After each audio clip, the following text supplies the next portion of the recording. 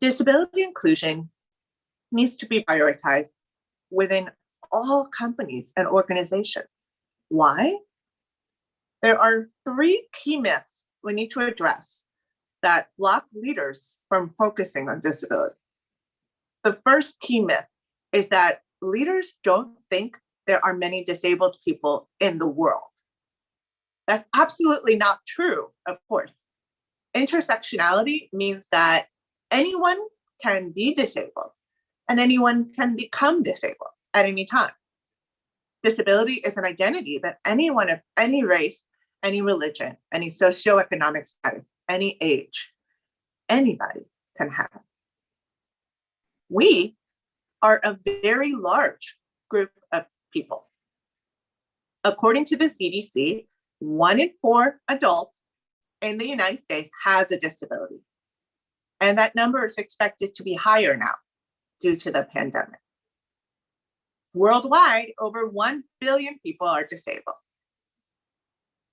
The second key myth is that leaders believe they do not have disabled employees in their workforce.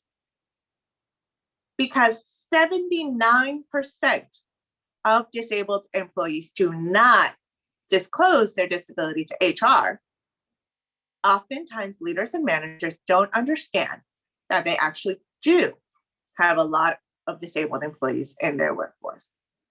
Let me be clear. The problem is not a lack of disability disclosure. The problem is a lack of disability inclusion. The third key myth is that accessibility is something that can be focused on later. When leaders put off accessibility, they don't realize it's more expensive, more time consuming, and more challenging to build it in later.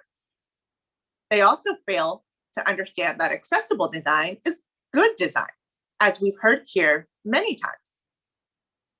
Addressing these three key myths within companies and organizations will help leaders start to understand the need to prioritize disability inclusion and accessibility. One area where I'd like to see progress is in the hiring of disabled talent. According to the US Bureau of Labor Statistics, disabled people are 2 times more likely to be unemployed compared to non-disabled people. There are real barriers to employment, from issues with maintaining benefits due to income restrictions, systemic barriers, and discrimination. Even though the ADA was passed in 1990 due to the efforts of disability rights activists, discrimination is still happening today. While it is illegal, it is not gone. For more on the disability rights movement, I love recommending the Crip Camp documentary on Netflix, which is also available for free on YouTube. I know Judy Heumann has spoken at Access U before. The ADA, unfortunately, has not eliminated discriminatory practices, and there's no enforcement mechanism built into the law. To enforce the law, individuals need to file lawsuits or Department of Justice complaints. While disabled job seekers are protected by the ADA, it can be nerve-wracking to engage in the job search process and know that discrimination is still possible. I want to share a story about the last job that I interviewed for before becoming an entrepreneur. In 2015, I found a community engagement job listing that was my dream job at a large nonprofit in New York City. The interview process had many rounds.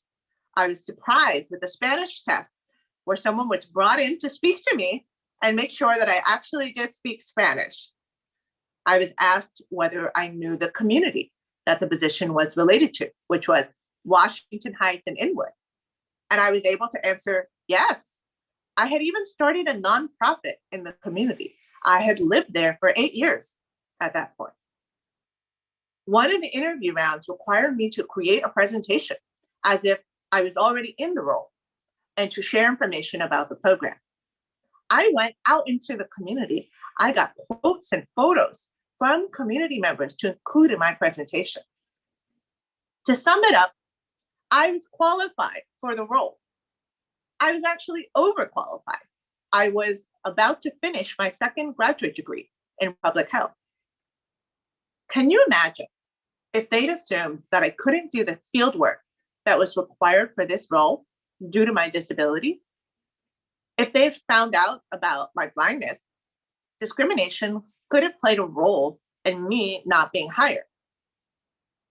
Oftentimes, there's an assumption that a disabled person can't perform a role instead of a discussion about how they would perform the role.